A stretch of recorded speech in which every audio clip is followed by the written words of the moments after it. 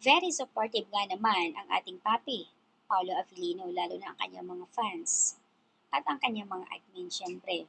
Some people say she's beautiful inside and out because not only does she have a beautiful face and smart, hindi lang iyon ang pagbabasihan sa kanyang pagiging maganda and smart, but really has a good heart. Kaya please support Bazaar dahil yung kanyang Close It Bazaar mapupunta sa charity. Siyempre marami ang natutuwa at maraming nagpapasalamat dahil nga napakamura. Alam naman natin kung ano yung mga sinusuot ni Kimi na sobrang napakamahal ng kanyang mga outfit. Major news outlets and their corresponding social media page.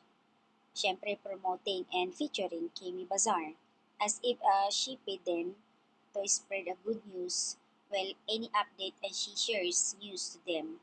That's how interesting she is queen. That is queen. Nakaka-proud. OMG, grabe ka, Kimi.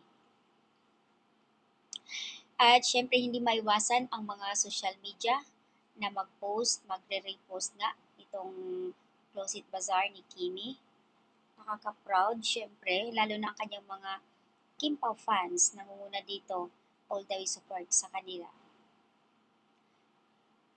Kim Chiu is having a Close It Bazaar price from 50 pesos to 2,000 pesos. Guys, itong 50 pesos na mabibili natin, napakaswerte na tayo nito. At yung mga damit ni Kimi, syempre, nababagay din sa mga bumibili. Alam naman natin yung mga kasuotan ni Kimi at saka napakanipis ng katawan niya. Kaya napakaswerte talaga kung sino makakabili nito. Sabi nga ng isang netizens na nag-comment, kung dito pa lang yan sa BGC or something, medyo malapit-lapit lang, talagang hahatakin lalo na pag nasa BGC, mas mahal ang presyo doon. Kilala naman natin kung ano yung mga sinusuot ni Kimi, as in ma-price talaga.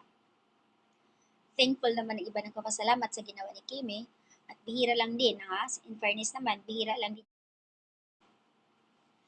Samantala, request naman ng OFW na sana magkakaroon ng live para mapanood nila ang kanyang pre-love. Ang bait naman ni Kimi natin, syempre. Kaya mas lalo siyang minahal, lalo na sa mga taga-OFW na sobrang minahal ang Kim Pao. Kung matatandaan ay nagtungo ang Kim Pao sa ibang bansa kung saan. Kasalukuyan naman ay nag-promote sila noon ng kanilang series na The Alibay at yung isa pa, mas nauna pa doon. Ang daming mga fans, mas nauuna pa talaga sila doon. Kumbaga, nakaabang sila na kung kailan darating, anong oras darating ang King Pao. At nang makita nila, syempre, lalo na sa conference, nandoon sila sobrang napakadami. Ganun nila kamahal ang King Pao. Kaya nga request ng karamihan na sana magkakaroon ng live.